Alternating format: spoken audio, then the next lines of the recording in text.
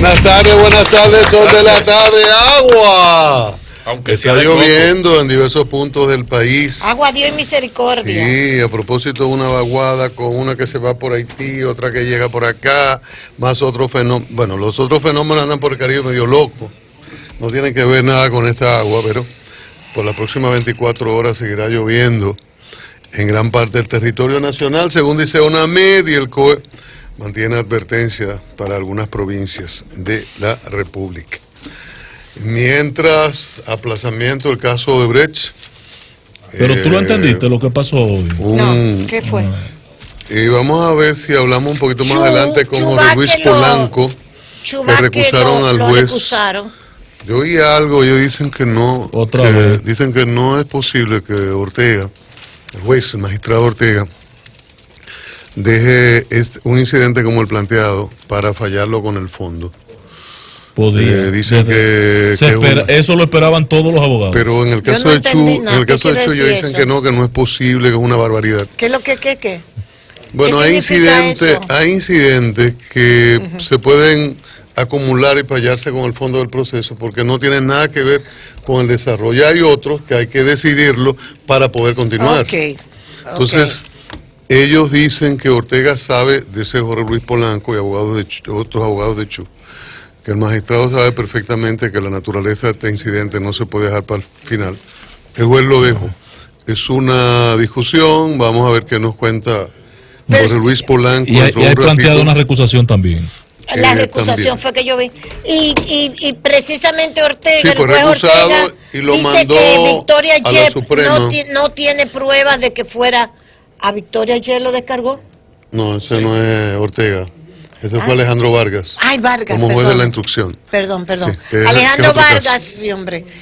Dice que yo me alegro lo de Victoria Yep. Sí. Que lo descargaron. Alexis, el hermano del primo del senador. Primo del senador, Alexis, que no forma parte. Sí, ¿de qué partido que es él? PRM, senador. El fue el contrincante de Victoria Yep. Ellos dos estaban, la familia hasta se dividió. Sí, ellos están enfrentados. Pero es una persona con mucho carisma, con muchos recursos también, es un hombre de muy rico, sí. Pero procediendo esa decisión del juez Alejandro Vargas, es muy válida y la esperaba. Queda de cualquier sospecha y resulta bueno que a pesar de que el tema, a él lo vinculan. ¿Quién lo vinculó? Lo vinculan a temas relacionados con el narcotráfico. Pero es interesante. Con lavado. Sí, con lavado, a propósito del cártel del malecón. Pero por ahí anda. Pero yo digo que tiene valor esa decisión porque la mayoría de las personas que son implicadas en asuntos de narcotráfico, generalmente la gente la asume como culpable ya de antemano. Sí, claro. Es decir, eso lo van a condenar, porque ningún juez se atreve a tomar decisiones, o les resulta difícil tomar decisiones por aquello de que, bueno, esa decisión fue influida por tal o cual razones no santas. Entonces, el hecho de que sea un juez como Alejandro Vargas, que yo creo que es una persona que no tiene pruebas suficientes para tipo de sospecha para vincularlo, de su honradez y su integridad como juez, yo creo que eso es bueno. Y me parece que debería servir de ejemplo a algunos jueces que no se atreven a tomar ciertas decisiones. Pero los primeros que hacen ese escándalo son ustedes, Luis. Sí, que hay muchos jueces cobardes. Es verdad, pero ahora mismo la justicia. Que aquí hay una sentencia mediática que se anticipa a cualquier decisión de un magistrado. Y estamos todos metidos en eso. Y eso no es bueno. Yo vi un video que a mí me mandaron un WhatsApp de una chica, yo no sé quién es. Con todo el respeto, ella grabó su cosa. Yo quisiera que no me mandaran tanta vaina, tanto disparar. Señores, olvídense de mi WhatsApp. No se van a olvidar. Sigue. Francotiradores que no tienen más. Esa muchacha comenzó, ¿está usted? Muy buena moza, una muchacha joven. ¿Está justicia de aquí? El caso de Emily. Ya debieron haber fallado contra esos bandidos y su asesino. No, pero puedo decir todo lo que quiera, pero es un disparate. La expresión de la ignorancia. Digo yo, pero Dios mío, ¿con qué derecho? No, expresión populismo ligado con ignorancia. Sí, exacto. Pero ojalá tú veas la buena mozura de esa muchacha. Tenemos ahora a Luis Polanco, el abogado de Chu Vázquez, a propósito de la recusación. Es al magistrado Ortega una decisión adoptada ahí frente a un incidente que ellos plantearon. Abogado, buenas tardes, bienvenido a Sol de la Tarde. Gracias, buenas tardes por la oportunidad.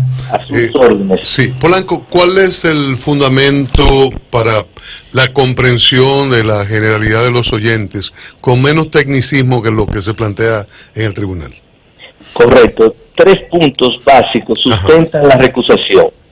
El primer punto es que uno de los pedimentos que Chu Vázquez planteó y que tenía derecho de hacer era la extinción del caso por haber prescrito. Fallado. Es decir, esa prescripción es porque hay un tiempo que establece la ley para que una persona pueda ser sometido a la justicia. Y en el caso de Chu, está legalmente establecido que ya perimió. ¿Qué resulta? Sobre ese pedimento, el juez, en ocasión de la medida de coerción que le conocieron a César Sánchez, y se conoció el mismo pedimento, pero obviamente en lo que respecta en aquella ocasión a los intereses de César Sánchez, el juez estableció que ese caso, conforme a la República Dominicana, es imprescriptible por tratarse de una persecución de corrupción. ¿Lo establece la Constitución? No, la Constitución no habla de imprescriptibilidad. La Constitución habla de que los legisladores pueden ponerle un plazo más amplio que el plazo ordinario. Eso es lo que dice la Constitución. Entonces, el pedimento que Chu Vázquez ha hecho ya estaría decidido por ese juez, porque ya él ha prejuzgado su situación. Entonces, la ley, el artículo 78, numeral 6, establece que cuando ya un juez previamente ha emitido opinión o ha decidido, debe abstenerse de conocer el pedimento por prejuicio. Entonces, ese es uno de los planteamientos. El segundo punto tiene que ver con el aspecto de que en el día de hoy él falló la incompetencia y el desglose del expediente que se le habían formulado otros imputados, incluyendo a Chu Vázquez. Ese pedimento tiene como fundamento básico y esencial de que la Constitución de la República dice que toda persona que está siendo sometida a un proceso penal tiene derecho a que la decisión que se adopte en su contra sea revisada por un tribunal superior. En ese caso, la jurisdicción privilegiada conlleva y afecta ese derecho constitucional. ¿Por qué? Porque se conocen única y exclusivamente en única instancia ante la Suprema Corte de Justicia, arrastrándolo a perder un derecho fundamental, sin necesidad en este caso, porque tal y como sucedió en Brasil, todo el que tenía jurisdicción privilegiada se conoció en la Suprema Corte de Justicia y los demás fueron ante el juez Sergio Moro, que decidió más rápido que la Suprema, casi sobre más de 100 imputados.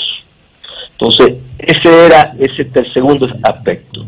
En este caso, él decidió fallar contrario a los precedentes de la Convención y de la propia Constitución Dominicana. Él, como juez, está obligado a dar sentencia que respeten el principio de legalidad y de independencia y de equidad. Con esa decisión se ve afectado y comprometido esos principios. Por último, el tercer aspecto fue que se habían planteado unos incidentes que eran lo de nulidad, basado en 2 aspectos.